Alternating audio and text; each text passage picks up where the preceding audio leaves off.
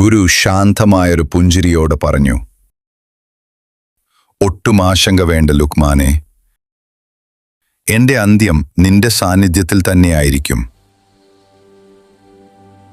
ലുക്മാൻ വിനീതമായി മറുപടി നൽകി, ഗുരുവേ, ഐഹിക ലോകവുമായി ഒരു ബന്ധവും പുലർത്താതെ അള്ളാഹുവിനെ മാത്രം ആരാധിച്ചുകൊണ്ട് ജീവിക്കാനാണ് ഞാൻ ഉദ്ദേശിക്കുന്നത്. എങ്കിലും അന്ന് പറയുന്നത് എന്തും അനുസരിക്കാൻ ഞാൻ തയ്യാറാണ്. ഗുരു ഗൗരവസ്വരത്തിൽ പറഞ്ഞു, ലുക്മാനെ, നമ്മൾ ഉദ്ദേശിക്കുന്നത് ഒന്ന്, അള്ളാഹു തീരുമാനിക്കുന്നത് മറ്റൊന്ന്.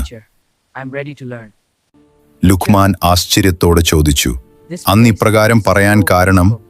ഗുരു ശാന്തമായി മറുപടി നൽകി, മറ്റൊന്നുമല്ല, നീ ഒരു സുന്ദരിയെ വിവാഹം കഴിക്കും.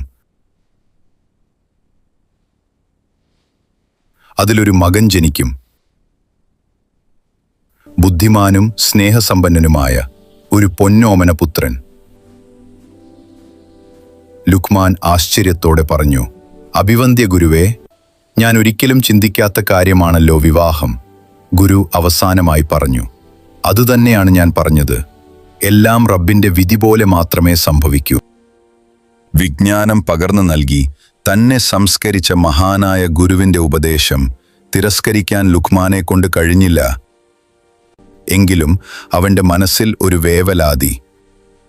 വൃദ്ധരായ മാതാപിതാക്കളെ പരിചരിക്കാൻ അവനു അധികം അവസരം ലഭിച്ചിരുന്നില്ല.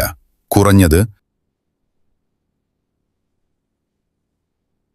ഗുരുനാഥനെങ്കിലും വാർദ്ധക്യത്തിൽ ശുശ്രൂഷിക്കാമല്ലോ എന്ന ആഗ്രഹവും നിഷ്ഫലമാകാൻ പോകുന്നു. കാരണം ഗുരു അതിന് സമ്മതിക്കുന്നില്ല. യാത്രയ്ക്ക് പുറപ്പെടുന്നതിന് മുമ്പ് ഗുരുനാഥൻ പറഞ്ഞ വാക്കുകൾ ലുക്മാന്റെ ഹൃദയത്തിൽ പതിഞ്ഞിരുന്നു. ലുക്മാനെ, നീ പോയാൽ എനിക്ക് ആരുണ്ടെന്ന ചിന്ത ഉപേക്ഷിക്കൂ.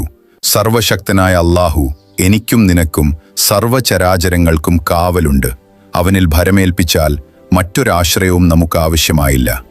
സമയാസമയങ്ങളിൽ നമ്മെ സഹായിക്കാൻ ആളുകളെ അല്ലാഹു തന്നെ നിയോഗിക്കും.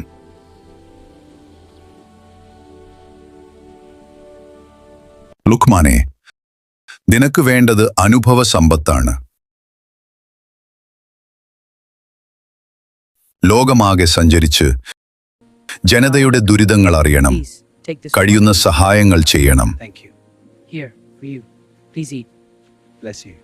ഗുരുവിന്റെ ആജ്ഞകൾ താൻ ശിരസാ വഹിക്കും.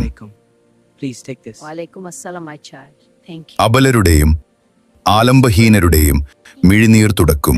നശ്വരമായ ദുനിയാവ്